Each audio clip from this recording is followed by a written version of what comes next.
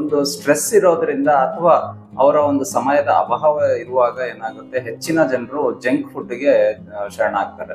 ಆ junk food ಅಲ್ಲಿ ಏನಾಗುತ್ತೆ, ಹೆಚ್ಚಿನ ಕ್ಯಾಲರೀಸ್ ಇರುತ್ತೆ ಬಟ್ ನ್ಯೂಟ್ರಿಯೆಂಟ್ಸ್ ಕಡಿಮೆ ಇರುತ್ತೆ. ಈ ತರ ಇದ್ದಾಗ ಏನಾಗುತ್ತೆ, ಅವರ ಒಂದು ಆಹಾರ ಪದ್ಧತಿಯಿಂದ ವಿವಿಧ ಕಾಯಿಲೆಗಳು ಇರ್ಬೋದು, ಅಥವಾ ಒಬೆಸಿಟಿ ಇರ್ಬೋದು, ಅಥವಾ ಒಂದು ಲೇಸಿನೆಸ್ ಅಂತಾನೆ ನಾವು ಹೇಳ್ತೀವಿ. ಇದು ಮುಂದುವರೆದಲ್ಲಿ ಅವರಿಗೆ ಒಂದು ಕೆಲಸದಲ್ಲಿ ಒತ್ತಡನೂ ಜಾಸ್ತಿ ಆಗಿ ಕೆಲಸದಲ್ಲಿ ಅವ್ರ ಇಂಟ್ರೆಸ್ಟ್ ಕೂಡ ಕಳ್ಕೊಳ್ಳುವಂತ ಸಂಭವ ಇರುತ್ತೆ. ಹಾಗಾಗಿ ಹೋಮಿಯೋಪತಿ ಒಂದು ವೈದ್ಯ ಪದ್ಧತಿ ಅಳವಡಿಸ್ಕೊಂಡಾಗ ಅವರಿಗೆ ಅವರ ಜೀರ್ಣಕ್ರಿಯೆ ಸರಿ ಮಾಡೋದಾಗ್ಲಿ, ಅಥವಾ ಅವರಿಗೆ ಅವಶ್ಯಕವಿರುವಂತಹ ಒಂದು ಏನ್ ಸಪ್ಲಿಮೆಂಟ್ಸ್ ಆಗ್ಲಿ, ಅದು ಕೂಡ ನಾವು ಹೋಮಿಯೋಪತಿಯಿಂದ ಮಾಡಬಹುದು ಅಂತ ನಾನು ಈ ಸಂದರ್ಭದಲ್ಲಿ ಹೇಳಕ್ ಇಷ್ಟಪಡ್ತೀನಿ.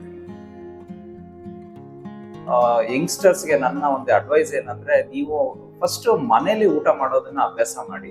ನೀವು ಸಿಂಗಲ್ ಇದ್ರೆ ದಯವಿಟ್ಟು ಏನಾದ್ರೂ ಒಂದು ಪ್ರಿಪೇರ್ ಮಾಡ್ಕೊಳ್ಳೋಕೆ ಟ್ರೈ ಮಾಡಿ. ಹೊರಗಡೆ ನಾವು ಜಂಕ್ ಫುಡ್ ನ ತಿನ್ನೋದು ಅಥವಾ ರೋಡ್ ಸೈಡ್ ಅಥವಾ ಫಾಸ್ಟ್ ಫುಡ್ ತಿನ್ನೋದ್ರಿಂದ ನಿಮ್ಮ ಯಾವುದೇ ರೀತಿಯ ಜೀರ್ಣಕ್ರಿಯೆ ಸರಿಪಡಿಸಕ್ ಆಗೋದೇ ಇಲ್ಲ. ಮತ್ತೆ ಇದನ್ನ ನಾವು ಔಷಧಿಲಿ ಸರಿ ಮಾಡಕ್ಕೆ ಸಾಧ್ಯನೇ ಇಲ್ಲ. ನೀವು ನಿಮ್ಮ ಒಂದು ಆಹಾರ ಪದ್ಧತಿನೇ ಬದಲಾಯಿಸ್ಕೊಂಡಾಗ ಮಾತ್ರ ಇದೆಲ್ಲ ಸರಿಯಾಗೋದು.